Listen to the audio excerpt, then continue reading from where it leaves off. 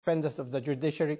So I'm not sure that this is the way forward. And however, we will have to take it from there. And I'm still calling that we treat that constitution as an interim one and still try to get another constituent assembly to work a constitution that is not polarizing, but establish a consensus among the two dividing factions of the society. Right now, we have the educated middle class on one camp and the so-called Islamist and the majority of the illiterate part of the country on the other side.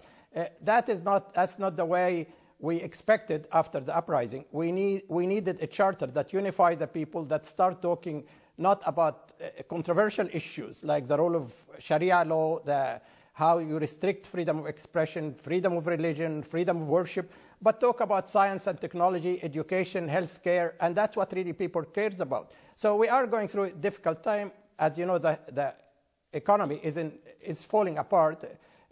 Standard & Poor today downgraded us to B-. Law and order is not in the greatest shape. So we need to see a way to move forward, but it is a difficult time right now.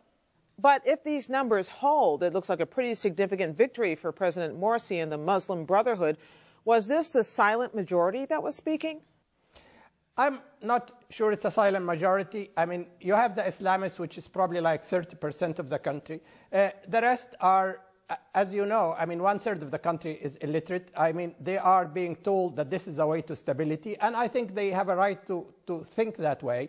The country has been going through turbulent time for 2 years, and if you tell them that this is the way to stability and this is the way for your deliverance, because we are going to apply God's word, it is very attractive for people who really cannot make much of a very sophisticated draft constitution. So yes, it is a majority, but on the other side, everybody pretty much who is an educated in Egypt, you know, all the qualified business people, all the professionals are all on the 36% who are rejecting the constitution. So you need to get the two together. You need to get the qualified people to be part of the system. And so far, Mr. Morsi has been not reaching out to the rest of the country. And he needs to do that, because this is where the reservoir of the qualified people who can jumpstart the economy, who can work on the education, the healthcare, all the basic needs that are sorely needed here.